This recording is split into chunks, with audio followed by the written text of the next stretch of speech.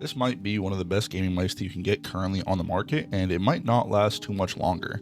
I saw this Boardsy post the other day, the 22nd, of him talking about the mouse pads that Lethal Gaming Gear was offering, and you can see here, they have the Saturn Pro, Neptune, the Neptune Pro, all for very, very great prices. But what stuck out to me was this LA-1 right here, with a small flex issue, and honestly, I couldn't help myself.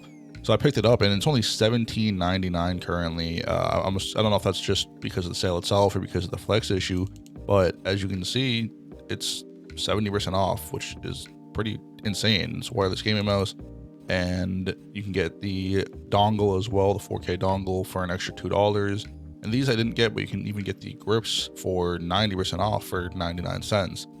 Now, I'm not gonna act like I know too much about mice at all, but it's 52 grams, which is not too bad at all. That's a lot of flagship mice nowadays are around that. And then the sensor is the PAW 3395. And again, I don't know anything about these sensors. I have a few mice, it's probably too many that I need, but I wanted to look into that a little bit, and I gave it a little bit of research. And you can see here on Red Dragon Shop a bunch of different mice with the sensor, and we have the notable high-ends here with the 3395 as well, like the Final Mouse ULX, the Lamzu Maya, HitScan Hyperlight, the Endgame Gear V1 lineup, so I believe the OP18K. I could be wrong there, but that's what it seems like from here. Ninjutsu Sora V2, 3950, 3395 more, the Pulsefire Haze 2, Glorious Model O, and just keeps going. The Vaximat R, which I know some people rave about. Actually, I don't know if it's this one. I know people rave about the Vaxi mice and how good they are and whatnot. The Tac Shark V3, and these are all great mice that also use the 3395 sensor, which is the same one as the LGG LA-1 is using. Now, originally, I don't know if it shows here, it comes with core pad skates. I personally took mine off and replaced them with my new I think it's Racing Sports. It's Ren Sports Racing Sports RS, RS2. They have so many damn names, and I don't know why. But I replaced the core pads. But on this glass pad specifically, I don't know why. I've noticed that full-size skates feel faster. And this is my first glass pad, so maybe this has been known for a little while now. But I was just very shocked about it because I didn't expect it. These are the only skates in my arsenal currently that were as fast as those core pads. Now, maybe, they'll wear down a lot quicker. That's probably what would happen. But these dots are the only ones that I have that felt faster than those core pads. I have the two wall hack skates that came with this mouse pad on my OP1 and my X2. And both of those, the OP1 has the slower skates, so that makes sense. That checks out. The X2 has the wall hack speed skates, and the core pads felt faster. And even I have some full-size Tiger Ice on my G Pro Lightspeed, and those also feel faster. I don't know what that's about, but whatever. Obviously USB-C, it's 2025. I would hope everybody has USB-C now. Ambidextrous shape on the side buttons on the left. We have them here. If I can grab the X2, these have more. The X2 has more like a rounded shape for the side buttons, which is what I notice on a lot of mice that I use in my day-to-day life, that I bought and everything. But you can see here on the LA-1, the side buttons are actually more flat. I don't have a preference between the two, but I kind of like the flat side buttons. Honestly, they feel really good. The clicks feel really good on the mouse. All this, it's a claw and fingertip mainly. I don't even know how I hold my mouse. I feel like I have a very weird one. My pinky sticks out here.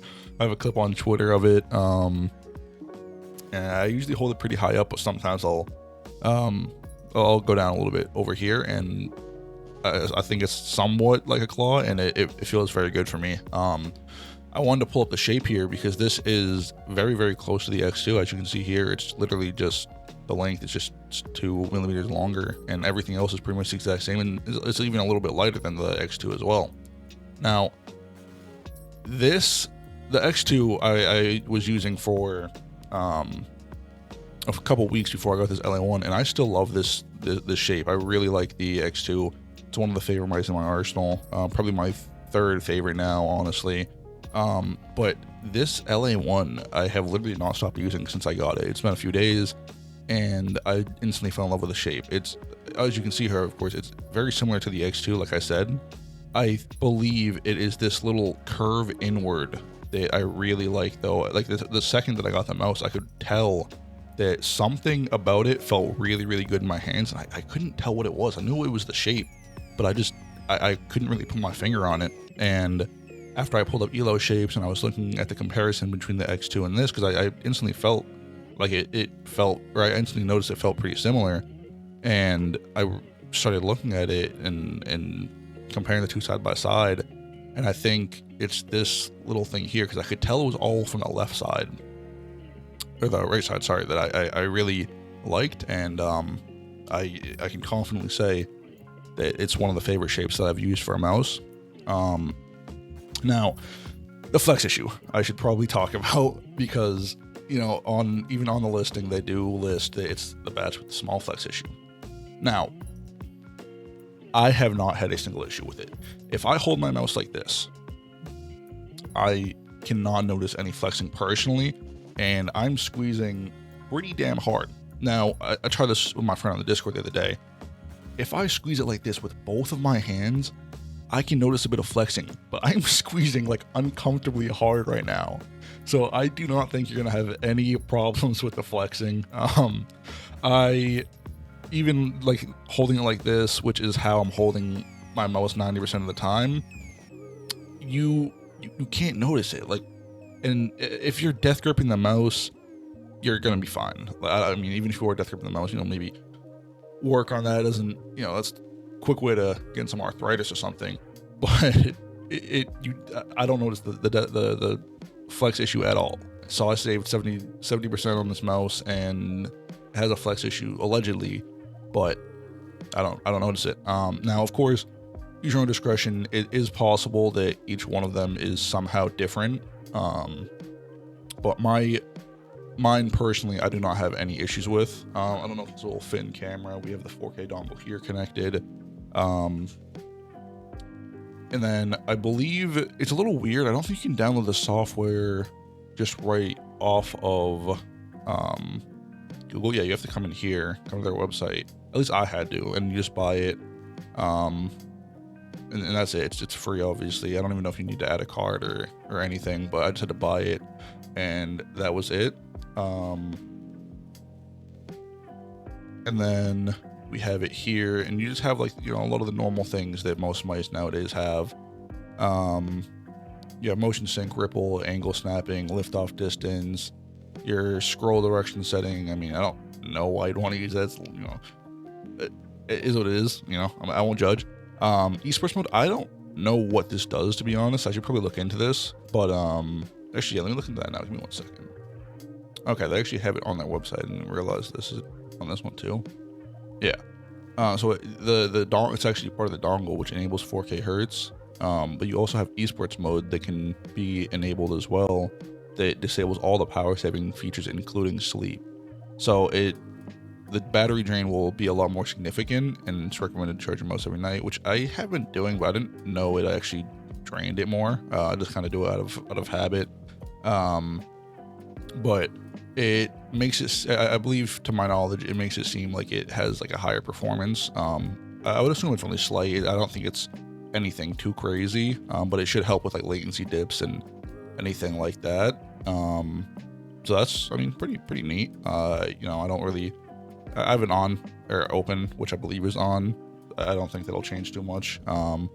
Debounce time, I changed a little bit. I don't remember what the normal one was. Might have been like 4 or 8 or something. I didn't change my double click speed. Didn't change any of this. And then you have the normal other stuff. You have macros. You can have your DPI. From what I heard when I was talking to people about it on Twitter, they said that there is a bit of DPI deviation.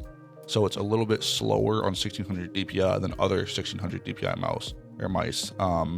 So I raised mine to 1700. I think they said something more specific, like 1718. I didn't do that. I couldn't remember the exact value, so I just did 1700, and it's been feeling great. You know, your mouse buttons you can change if you want, and then I believe that is it.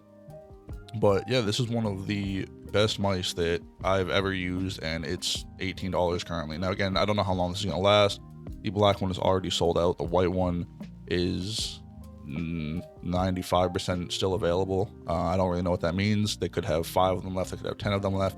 But I wanted to make this quick video and just talking about the mouse because, like I said, it's one of the best mice that I've used. One of the favorite ones I've used in quite some time. It's very comparable to the X2. It is not close to my OP1 at all, of course. The OP1 is a little bit smaller still, but this one just feels incredible. Like I said, one of the best mice I've used. Sorry, I'm sounding like a broken record now. But that is all I wanted to talk about. Yeah, $17.99 or $18. One of the best mice that you can get on the market currently. Very flagship, very lightweight.